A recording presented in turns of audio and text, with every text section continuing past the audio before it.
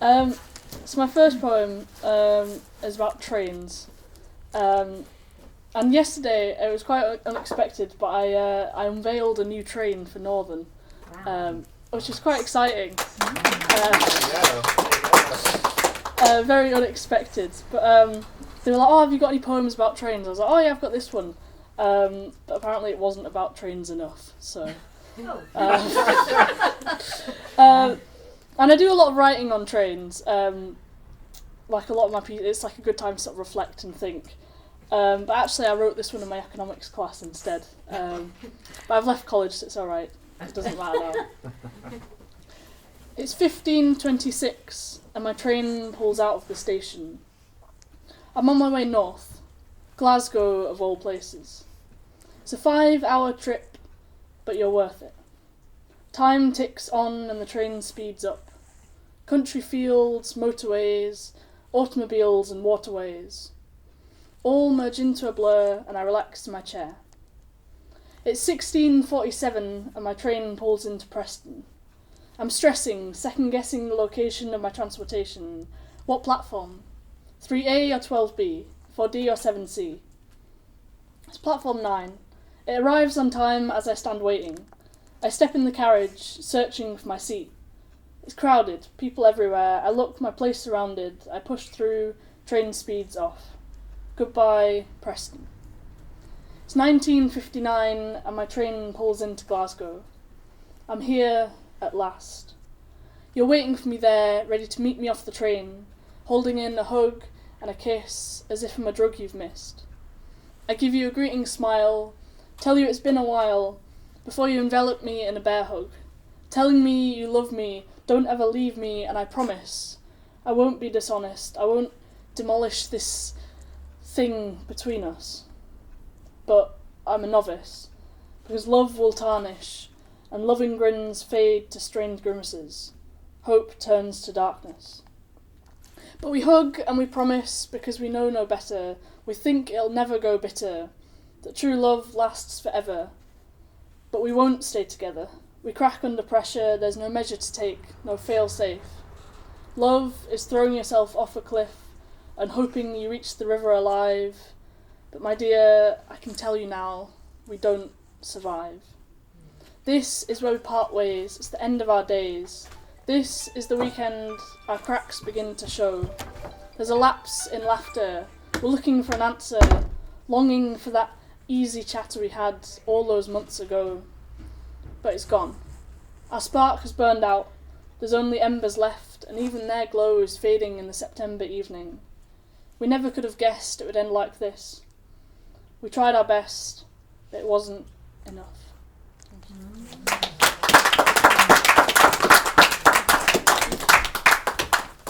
So this next one is actually a sequel. That happened about 3 years ago. Sort of my first long distance relationship. And I've recently got in contact with him again. And this is a poem about that. I look back at photos, letters and texts, promises of always and forever, eternally together. I thought I was so mature, grown up, experienced, talking openly, cautiously, honestly. We were only 15, 205 miles apart in different cities. But it was going to be you and me against the world. We had a plan, a passion. 1 year on and hearts are breaking. 5 hours up, 5 hours down. Distance grew, prices rose, other things, the paraphernalia of life. But you were the one true love of childhood and innocence and fairy tales. 2 years later, different paths as we forked apart. We're older now, wiser. We're talking openly, cautiously, honestly. Are we doing it right this time? Are we doing anything? Things change, but sometimes we get left behind, stuck in old memories, replaying. bonfires and train trips and parties at midnight. And sometimes, just maybe, it works out.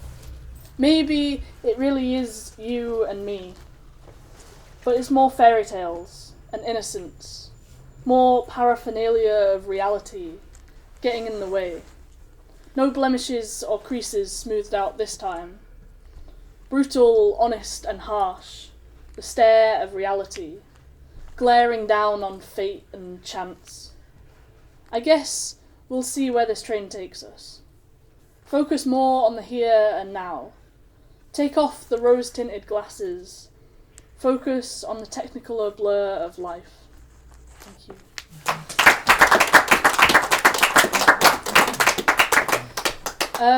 So this next one is about Pride. So we had Pride over the summer, and I went to a few different Prides around sort of Manchester, Bradford, Leeds. And I wrote this poem about it, and then I didn't get around to editing it until well after Pride month, so it's a bit late, but I've only just started performing it. Pride is a protest, a proud parade of people, marching, shouting, yelling, angry placards and chanted slogans, demanding to be heard, demanding to be seen when the world so readily hides us away. Pride is standing in the light, shedding our invisibility cloaks, standing up and sharing, being openly out, or stealth, or closeted. Pride is diversity and unity. It's welcoming and accepting. A celebration for all we have endured, for still being here. It's a reminder of those lost on the way. A reminder that our battle is not yet won. Pride is not for political parties, pushing empty pledges and promoting fake promises. Nor is it for capital corporations, counting sales from a rainbow over their logo. Meaningless gestures, crudely painting over the discrimination and hatred, rooted deep in each corporate seat. And I'd hate to be the gatekeeper, but there are the straight cis ones. Not even allies, not really. They come along all glittered up, ready for the party. Good music and bright colours, if you put up with the freaks. This is where Pride loses its meaning, because all of the months of the year they'll stare and they'll sneer at the gay guy in the corridor, at the trans teen in the toilets. So go back to Glastonbury. Take your dancing elsewhere. Pride is not your party, because we're still dying and we're still fighting. Pride is a protest. Thank you.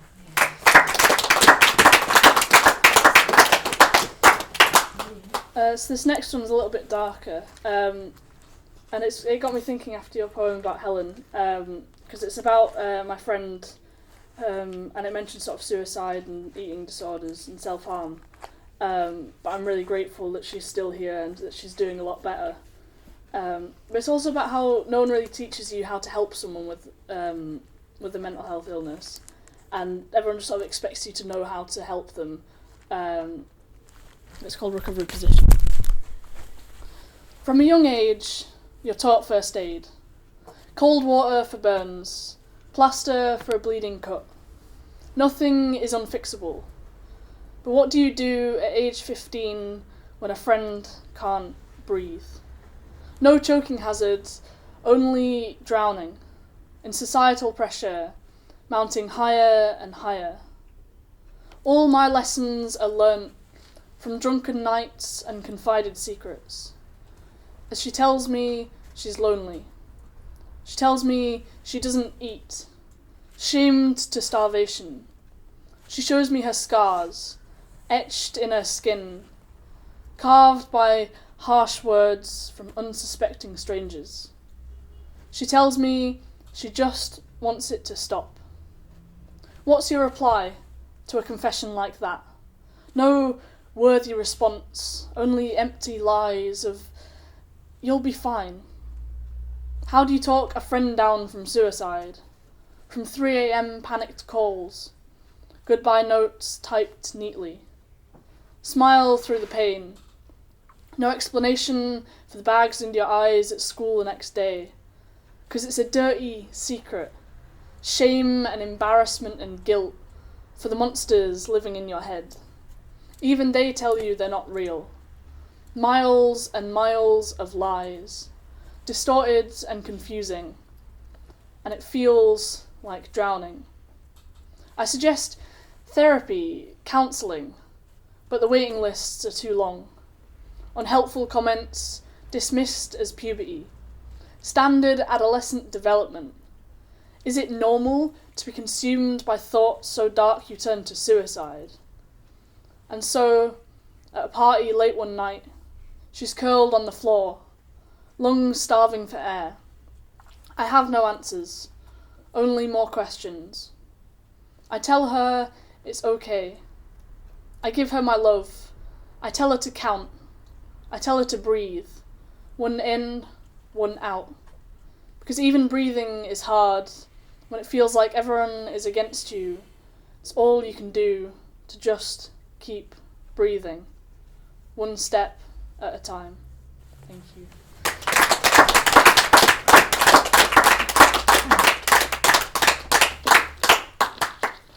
So if you might not have gathered, or you've probably gathered by now, I write quite dark poems. So I've been writing for sort of 3 years or so, and I've finally written a happy piece. And I don't particularly like it, but everyone goes, "Go on, do your happy piece, do your happy piece." So this is my happy piece. We're queuing for the Rollercoaster, that really big, scary one at the fairground. Miles long with drops and curves and bends. It's our second go round. Me and my brother. He's chattering away and I'm laughing. That's when she catches my eye. Curly brown hair and framed glasses.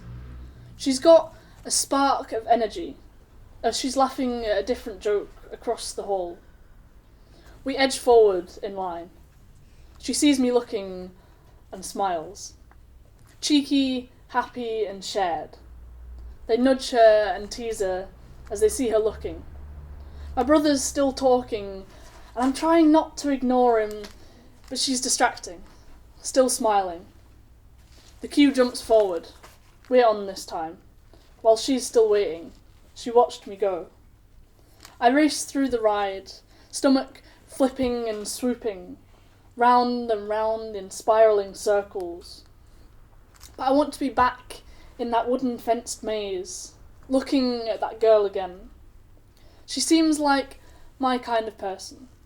I want to talk to her, get to know her. I want her to be my friend. Ride finished, we run round again. Eager, fueled by different reasons.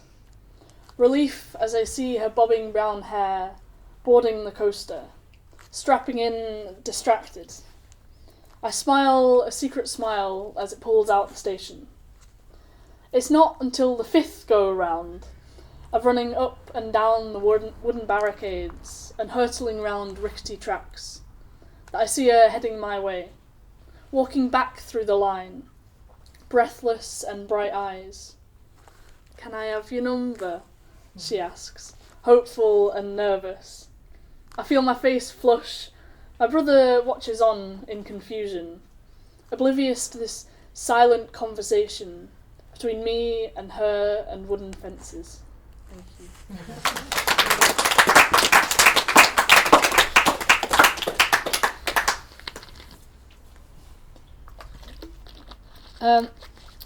I'm in my gap year now, so I've just finished college, but I wrote this one when I was still at school. And it's about the education system and just sort of growing up. You grow up, surrounded by fences, boxes and walls, rules to follow, punishments and consequences, hours spent on the naughty step, confined to your room. You're sent to school, taught to behave, don't be cruel, don't answer back, no talking out of turn, you're here to learn. But how can you learn when you're too scared to speak up? Where questions are met with aggression, told don't interrupt the lesson. You're supposed to strive for perfection, but they don't give you the options. Pushed in directions you don't decide. Writers study physics, mathematicians stuck in music. Try to broaden your horizons, make you shine, but you're already diamonds, you don't need the pressure they pile on you. Then suddenly, you're in your 20s, out of the education system, free from rules and regulations. You've got qualifications, but no direction. You're lost. What happens now? School took all your ambitions, crashed them to the ground. All studied up on trinomials, particles, Pythagoras quadratics. But you draw a blank at mortgages, overdrafts and interviews. Hit by the real world, you've got no clue. Expected to know how to function, no instructions. 13 unlucky years in education, stuffed full with frustration, all those exams and tests. Now you're in debt, savings spent on student loans, you're close to breaking.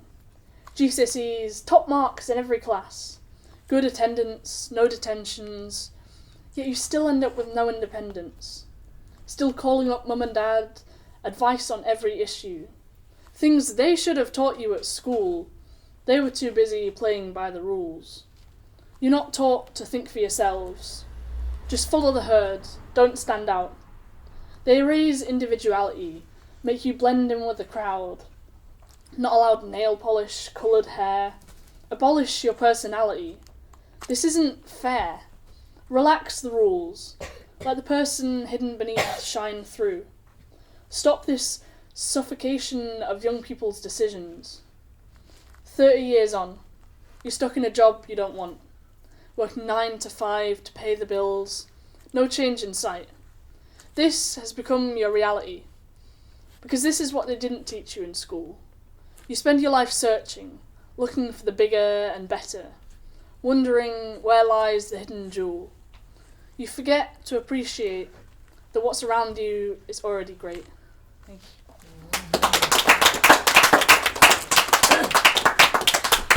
Did you send that to your own school? Oh. Good idea. I might do. I don't think they'd appreciate it. I think you might. Well, you don't know. It might get them thinking in another way. Yeah. This next one is about being transgender. And it's one of my favourite pieces, and I do it quite a lot. It's called Binary World. Birth name, branded. Chest bandaged, bound tight, tight, tight. A boy in transit. Things you all take for granted become a daily struggle, a hostile jungle. Is this hoodie baggy enough? Does it make me look flat? No blatant bumpy chest. Will I be stared at? Glares and abuse from the men's changing room. Who knew it was so scary to piss? In the queue for that one cubicle, shoulders hunched forwards, eyes cast downward. Don't want to be caught out. For someone to notice my hips are too curvy, chin too smooth. See me as some little lost girl shouldn't be here. But the pink dresses and eyeliner never suited me either. Sure, I'm no masculine macho man, testosterone levels pumped up high, but no quaint lady figure neither. Sorry to perpetuate stereotypes here. I just want to demonstrate how the rest of society seems to see the world. If you don't fit in one box, they'll cram you in another. I can't be your sister, so I guess I'll be your brother. I'm an ambiguous creature. That's what school didn't teach you. People can exist outside the binary, not just zeros and ones, daughters and sons. The boundaries are just advisory.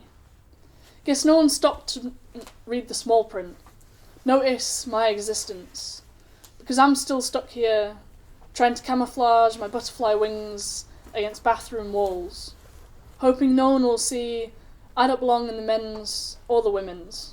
I'm just me. Thank you.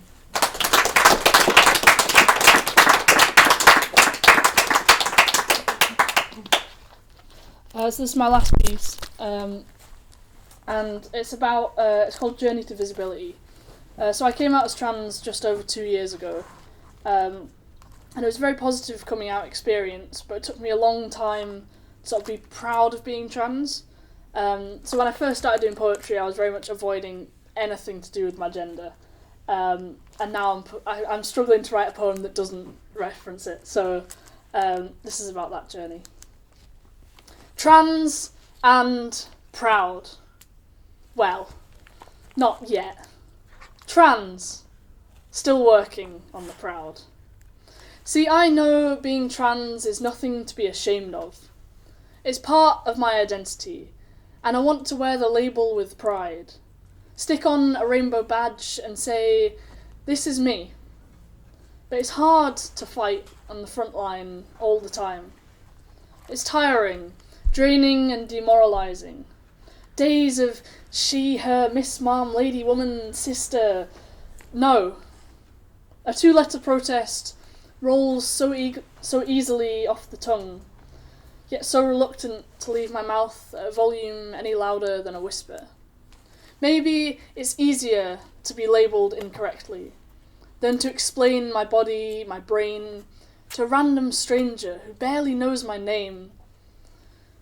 It's hard to be visible all the time. So I'll stick to the subtle hints. Small badges, no permanent pride patches. Trans flag colours, ones I hope only allies will recognise. Because I'm scared to be called out, scared of confrontation and invasive questions. I want so badly to protest, educate and fight for trans non-binary rights. Be a poster child, public representation, role model, advocate for they them pronouns, but some days it's all I can do, to cower in my invisibility cloak. Hope I can pass for boy, hide in my see-through disguise, blend in with everyone else. Poster child has gone away. It's male, manly, masculine boy today. So yeah, I'm trans. Still working on the proud.